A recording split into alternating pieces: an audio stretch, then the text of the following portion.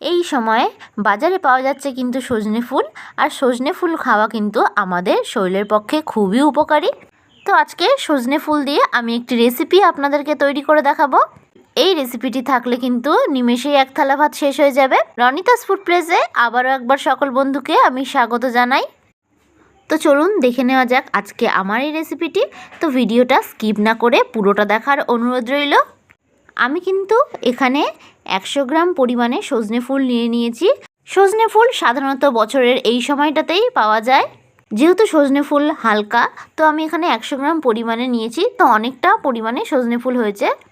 এবার আমি এর মধ্যে দিয়ে দেব 2 টেবিল স্পুন পরিমাণে বেসন,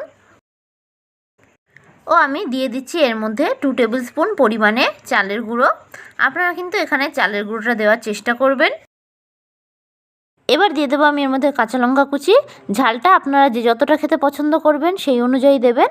ও দিয়ে দেব নুনটা এখানে আপনারা আপনাদের স্বাদ অনুযায়ী দেবেন। ও দিয়ে দেব হলুদ গুঁড়ো। ও সামান্য পরিমাণে একটু জল দিয়ে দেব। জলটা কিন্তু আমি একদমই সামান্য দিয়েছি। এবার এই সমস্ত উপকরণগুলোকে আমি খুব ভালোভাবে মেখে নেব।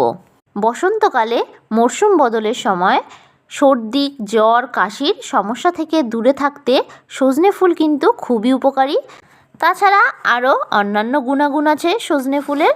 আমার এই রেসিপিটি যদি আপনাদের কাছে ভালো লেগে থাকে তাহলে অবশ্যই একটি লাইক করবেন, আমার চ্যানেলটি সাবস্ক্রাইব করে দেবেন ও পাশে থাকা বেল আইকনটা প্রেস করে দেবেন। এতে আমার সমস্ত ভিডিওর আপডেট আপনাদের কাছে খুব তাড়াতাড়ি পৌঁছে যাবে। আর যারা যারা ফেসবুক থেকে দেখছেন তারা রনিতাস ফুড প্লেস পেজটিকে ফলো করে দেবেন। তো দেখুন আমি কিন্তু খুব ভালোভাবে এটাকে মেখে নিয়েছি। এবার এটাকে আমি 10 মিনিটের জন্য একটু রেখে দেব। অন্যদিকে আমি একটা কড়াই বসিয়ে দিয়েছি। এবার আমি এর মধ্যে দিয়ে দেব বেশ খানিকটা পরিমাণে সাদা তেল।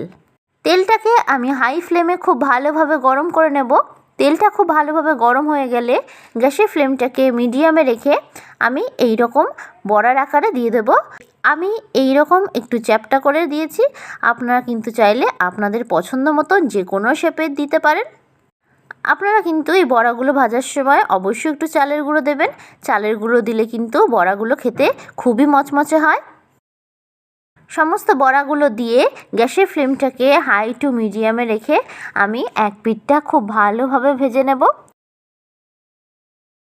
এক পিঠটা একটু ভাজা হয়ে গেলে আমি বড়াগুলোকে উল্টে দেব। উল্টে অপর পিঠটাকেও আমি ঠিক একই রকমভাবে ভেজে নেব।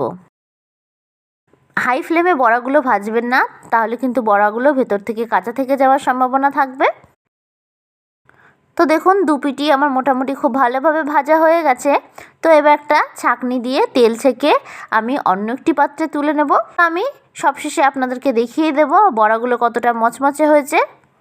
তো দেখেই নিন বড়াগুলো কিন্তু খুব সুন্দরভাবে তৈরি হয়ে গেছে, আর ভেতর থেকে একটুও কাঁচা নেই। তো আমি দেখিয়ে দিচ্ছি আপনাদের বড়াগুলো কতটা মচমচে হয়েছে।